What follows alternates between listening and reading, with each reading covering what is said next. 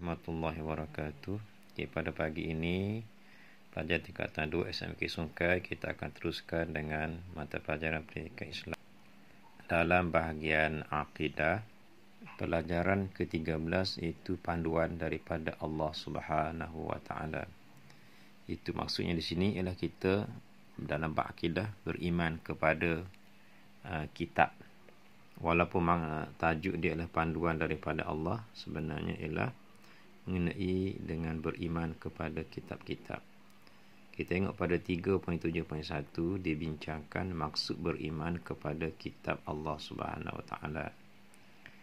Jadi maksud beriman kepada kitab Allah Subhanahu Wa Taala ialah yakin bahawa Allah Subhanahu Wa Taala menurunkan kitab dan suhuf kepada para nabi dan rasul sebagai panduan hidup manusia. Hidup Islam wajib beriman dengan kitab Allah Ta'ala. Apa hukum beriman dengan kitab? Hukum beriman dengan kitab adalah wajib. Jadi di sini ada perkataan suhuf. Jadi kita akan bahaskan apa makna kitab dan apa makna suhuf. Okey, dalil wajib kita beriman dengan kitab ialah firman Allah Ta'ala, ya ayyuhalladzina amanu aminu billahi wa rasulihi wal kitabil ladzi nazzala ala rasulihi wal kitabil ladzi anzala min qabl. Itu tengoklah terjemahan dia dalam surah An-Nisa ayat 136. Okay, kita baru pergi kepada 3.7.2 itu nama-nama kitab dan penerimanya. Jadi setiap umat Islam kita wajib yakin percaya Allah Ta'ala telah menurunkan 4 buah kitab. 4 buah kitab. Pertama Zabur, yang kedua Taurat, yang ketiga Injil, dan yang keempat Al-Quran merupakan kitab yang terakhir. Jadi siapa yang menerimanya? Kita tengok Zabur diturunkan kepada Nabi Daud dalam bahasa Syriani. Taurat diturunkan kepada Nabi Musa dalam bahasa Ibrani.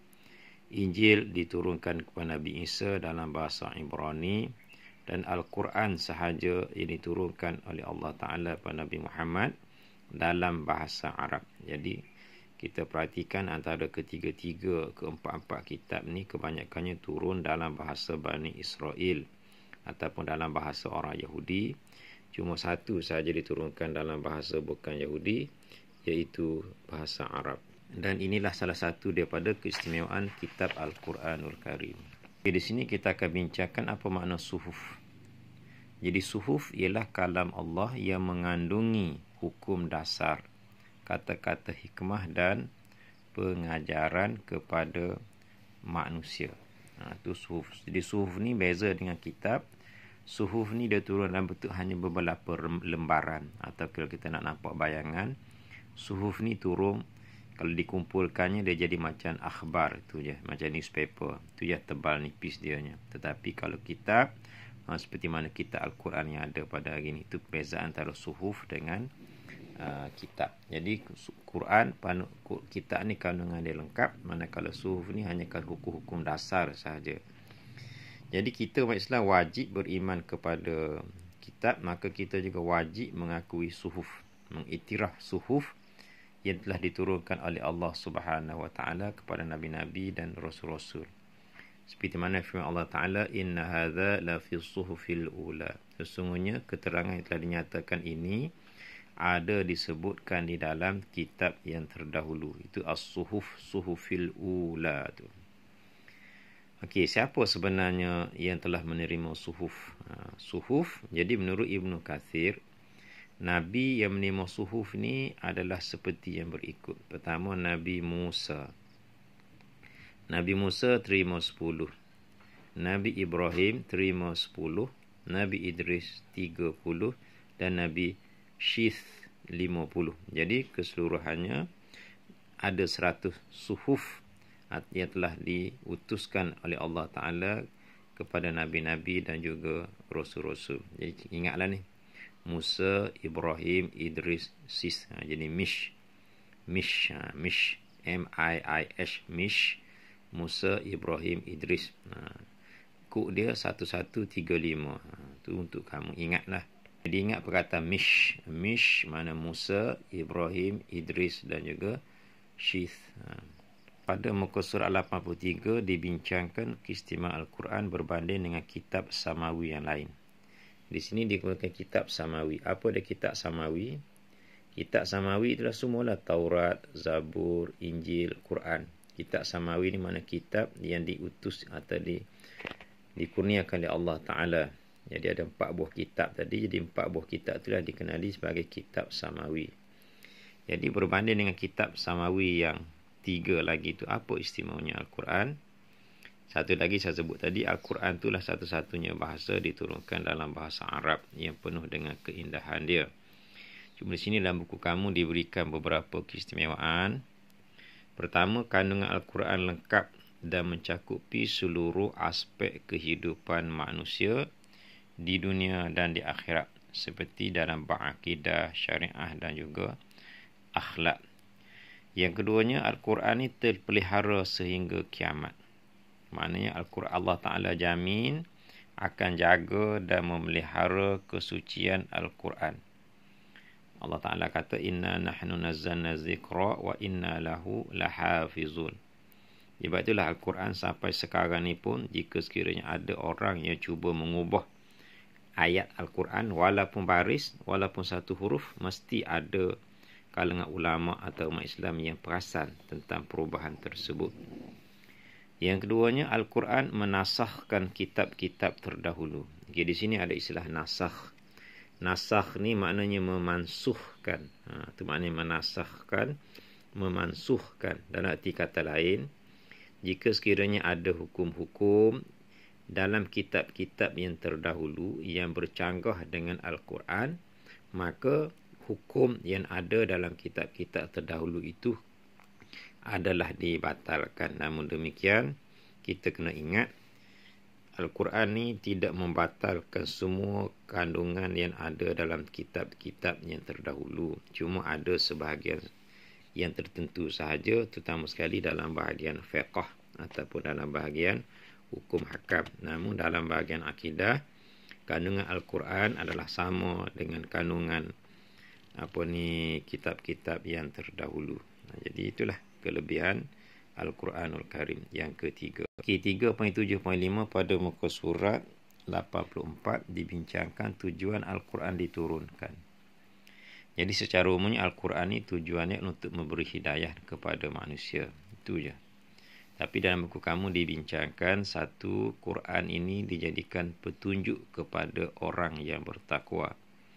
Seperti mana firman Allah Ta'ala, Zalika alif lam mim, Zalikal kitabu la raiba fih, hudan lil muttaqin. Yang mana alif lam mim, kitab itu tidak ada sebarang keraguannya, hudan lil muttaqin. Ia menjadi petunjuk kepada orang yang bertakwa. Yang keduanya sebagai bukti kerasulan Nabi Muhammad sallallahu alaihi wasallam. Yang mana wa yaqulul ladzina kafaru lasta mursala. Qul kafa billahi syahidan baini wa bainakum wa man 'indahu ilmul kitab. Supaya baca salah tu. Wa yaqulul ladzina kafaru lasta mursala. Qul kafa billahi syahidan baini wa bainakum wa man 'indahu ilmul kitab. Yang ketiga, Quran ini menjadi mukjizat kepada Rasulullah sallallahu alaihi wasallam. Antaranya ialah Allah Ta'ala cabar supaya makhluk jin dan manusia ni cuba berhimpun berpakat, boleh tak mereka mencipta satu kitab yang setanding dengan Al-Quranul Karim. Allah Ta'ala kata, Qul la in ijtama'atil insu wal jinnu ala an ya'tu bimithli hadzal Qur'an la ya'tuna bimithlihi walau kana ba'duhum li ba'din zahira. Jadi secara umumnya Allah Ta'ala kata, kalau semua jin dan manusia ni berpakat sekalipun untuk cuba mencipta satu Quran yang sama dengan Quran yang ada ni, la ya'tuna bimithli, mereka tak akan berjaya untuk melakukan perkara yang sedemikian, walau kana ba'dun li ba'din zahira, walaupun sebahagian daripada mereka itu saling bantu-membantu di antara satu sama lain. Itulah antara keistimewaan Al-Quranul Karim. Okey, pada 3.7.6 ni diceritakan tentang kesinambungan ataupun kesepakatan ataupun kelebihan Al-Quran yang ada hubung kaitnya dengan proses sains. Di sini diceritakan untuk membuktikan Quran hebat. Ialah proses penciptaan manusia atau bayi. Yang mana pada zaman dulu mana ada alat-alat untuk kita tengok mani macam mana, alaqah macam mana. Tak ada lagi alat-alat yang canggih-manggih. Tetapi Allah Ta'ala dah ceritakan benda ni. Dan setelah ahli sains buat kajian berdasarkan dengan guna alat-alat yang canggih yang segini, terbukti bahawa proses kejadian manusia ni sama seperti mana yang telah diceritakan dalam Al-Quranul Karim. Iaitu pertama daripada nutfah, sperma ataupun mani. Jadi bila bertemunya nutfah, dia menjadi peringkat kedua alaqah, itu menjadi segumpal darah. Kemudian darah tadi menjadi mudghah ataupun seketul daging. Kemudian daging tadi akan pergi pada peringkat yang keempat, membentuk izam ataupun membentuk tulang. Kemudian izaman lahman. Jadi tulang tadi akan tumbuh pula daging-daging. Jadi kita kata lain, ada daging yang meliputi tulang pada peringkat yang keempat tadi. Kemudian pergi pada peringkat yang keenam, itu peringkat janin. Peringkat janin ni mana telah ditiupkan roh. Dan jika sekiranya umur seorang tu panjang, maka akan lahirlah manusia tu pada peringkat yang tujuh, peringkat bayi. Jadi benda-benda proses kejadian manusia ini telah diceritakan dalam Al-Quranul Karim. Seperti mana firman Allah Ta'ala, ثُمَّ خَلَقْنَا النُّطْفَةَ عَلَقَةً فَخَلَقْنَا الْعَلَقَةَ مُضْغَةً فَخَلَقْنَا الْمُضْغَةَ عِظَامًا فَكَسَوْنَا الْعِظَامَ لَحْمًا ثُمَّ أَنشَأْنَاهُ خَلْقًا آخَرَ فَتَبَارَكَ اللَّهُ أَحْسَنُ الْخَالِقِينَ. Jadi bacalah terjemahan dia tu. Allah telah jadikan manusia ni asalnya nutfah, itu sperma ataupun air mani, itu menjadi alaqah, menjadi darah. فَخَلَقْنَا الْعَلَقَةَ مُضْغَةً. Kemudian darah tadi diubah menjadi mudghah, iaitu segumpal daging. فَخَلَقْنَا الْمُضْغَةَ. Kemudian daging tadi dijadikan izaman, tulang. فَكَسَوْنَا الْعِظَامَ لَحْمًا. Kemudian dipakaikan ataupun dilutupi tulang tadi dengan daging. ثُمَّ أَنْشَأْنَاهُ خَلْقًا آخَرَ. Kemudian kami ubah kejadian tadi kepada ciptaan yang lain. Itu jadilah dia tu janin, jadilah dia tu ditiupkan roh. Kemudian sempurnalah kejadian Allah Ta'ala dalam menciptakan manusia. Di terjemahan itu kamu boleh tengoklah, baca sendiri. Semua cara umumnya Allah Ta'ala telah cerita tentang bagaimana proses kejadian manusia. Jadi apa yang diceritakan Al-Quran ini tidak bercanggah dengan penemuan sains moden yang ada pada hari ini. Ini membuktikan Al-Quran itu adalah kitab yang benar. Okey, yang kedua dikemukakan sini untuk membuktikan Al-Quran itu bertepatan dengan penemuan sains ialah tentang penciptaan kulit manusia. Tengok kulit manusia tu. Okey, tengok kulit manusia, ada saraf dia, ada gerakan rambut bulu rumah tu, ada tekanan dia, macam-macam lah tengok pada kejadian. Ini boleh dihayati dalam buku sains kamu. Ada deria rasa tu, deria rasa sejuk, deria rasa sakit, deria sentuhan lembut, deria panas. Jadi kulit kita ni sensitif dengan berbagai-bagai deria. Jadi itulah sains moden mendapati bahawa kulit ni merupakan satu medium untuk menghantar rasa sakit ataupun sebarang rasa yang terletak pada kulit manusia. Jadi kenyataan ini bertepatan dengan firman Allah Ta'ala dalam Al-Quran. Ini kisah mengenai dengan orang berada dalam neraka Allah Ta'ala. Innal ladzina kafaru bi ayatina sawfa nuslihim nara kullama nadijat juluduhum baddalnahum juludan ghayraha liyadhuqul azab. Inna Allah kana azizan hakima. Yang mana sesungguhnya orang kufur ingkar kepada ayat-ayat keterangan kami akan membakar mereka dalam api neraka. Setiap kali kulit mereka masak hangus, kami gantikan untuk mereka kulit yang lain, supaya mereka dapat merasakan azab sengsara itu. Dan ingatlah, Allah Ta'ala adalah Maha Kuasa lagi Maha Bijaksana. Di sini kata kunci dia lah, Allah Ta'ala gantikan kulit ahli neraka itu setelah terbakar hangus dengan kulit yang baru. Sebab apa? Sebab supaya dia merasakan azab seksaan dalam api neraka dengan kepanasan dia.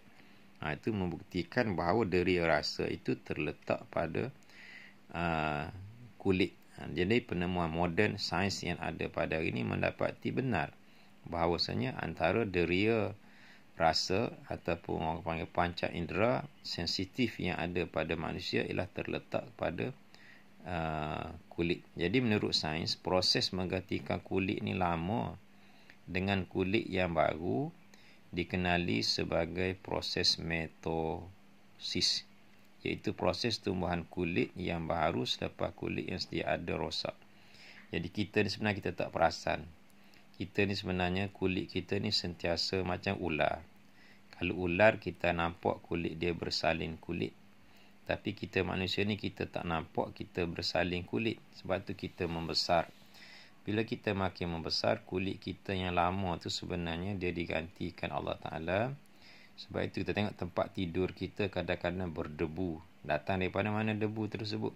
Daripada kulit kita yang telah lama, yang rosak, digantikan oleh Allah Ta'ala secara semula jadinya dengan kulit yang baru. Itulah di antara kebijaksanaan Allah Subhanahu wa Ta'ala dalam penciptaan manusia. Macam ketam. Ketam dia bersalin kulit dengan cara buang kulit yang lama ganti dengan kulit yang baru, nampak. Begitu juga ular, tapi manusia tidak dengan cara yang sedemikian. Hikmah beriman dengan Al-Quranul Karim. Jadi boleh baca sendirilah. Hikmah ni maknanya kebaikan. Antaranya dapat menjaga jiwa, keturunan dan harta kerana Al-Quran melarang perbuatan merosakkan seperti membunuh. Dapat meningkatkan keyakinan kepada Allah dan kerasulan Nabi Muhammad kerana Al-Quran menjelaskan bahawa Allah Ta'ala yang mengutuskan Nabi sebagai rahmat ke seluruh alam. Yang ketiga, dapat membentuk masyarakat yang berpribadi mulia kerana Al-Quran mengajar manusia perkara yang membawa kebaikan dan melarang melakukan perkara yang membawa keburukan. Yang keempat, hikmahnya lah merapatkan hubungan persaudaraan sesama Islam dan menjaga hubungan baik dengan bukan Islam kerana Al-Quran mengajar perkara yang sedemikian. Yang kelima, dapat meningkatkan ekonomi negara kerana Al-Quran menggalakkan manusia bekerja mencari rezeki yang halal. Al-Quran tak galak, tak benarkan cari rezeki yang haram seperti rasuah, mencuri, merompok. Yang keenam, negara aman dan maju kerana Al-Quran menyeru manusia melakukan perbuatan ma'ruf dan menjauhi perbuatan yang mungkar. Daripada spektrum ilmu ini diberikan satu contoh panduan hidup yang diberikan kerana Al-Quran, iaitu ya ayyuhallazina amanu ijtanibu katsiran minadh-dhann inna ba'dadh-dhanni itsm wala tajassasu wala yaghtab ba'dukum ba'dha. Jadi secara umumnya di sini Allah Ta'ala suruh kita orang beriman ni menjauhi kebanyakan daripada sangka buruk terhadap satu sama lain, dan juga kita ni ditegah daripada mencari-cari kesalahan orang yang lain dan juga jangan mengumpat. Jadi di antara panduan hidup yang ada dalam Al-Quran, jadi jika sekiranya kita mengamalkan panduan ini, hidup kita akan aman damai insya-Allah.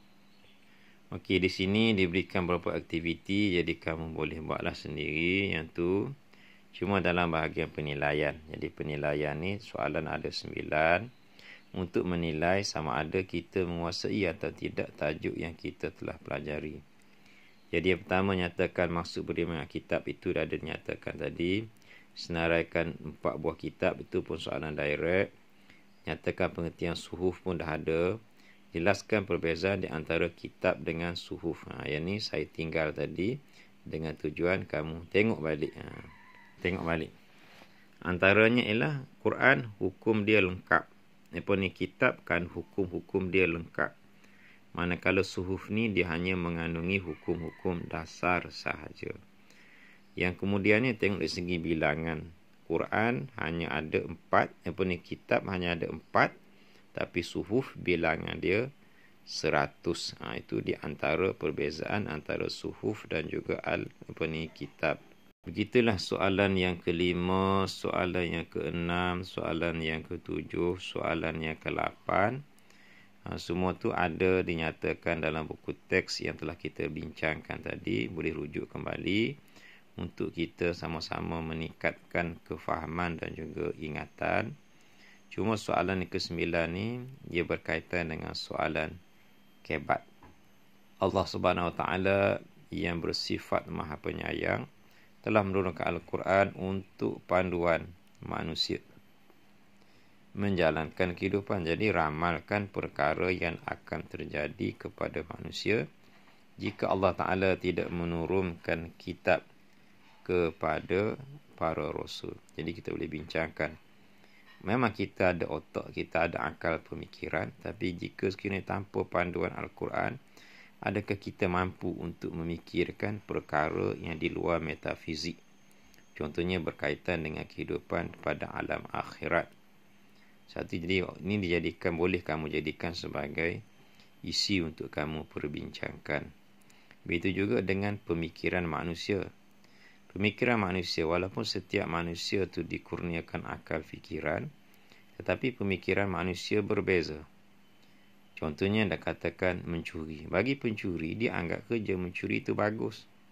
Tapi bagi kita, anggap mencuri itu tidak bagus. Jadi kalau hanya semata-mata berpandukan kepada akal kita, pasti akan berlaku pertelagahan yang berpanjangan. Jadi dengan berpandukan kepada kitab Al-Quran, kita tahu perkara yang benar itu, mencuri itu dah haram, berdosa, sebab dinyatakan dalam Al-Quran. Jadi begitulah, dengan harapan kamu baca, kamu teliti, dan jika sekiranya ada masalah, kita akan bincangkan dalam grup kelas kita nanti. Assalamualaikum warahmatullahi wabarakatuh.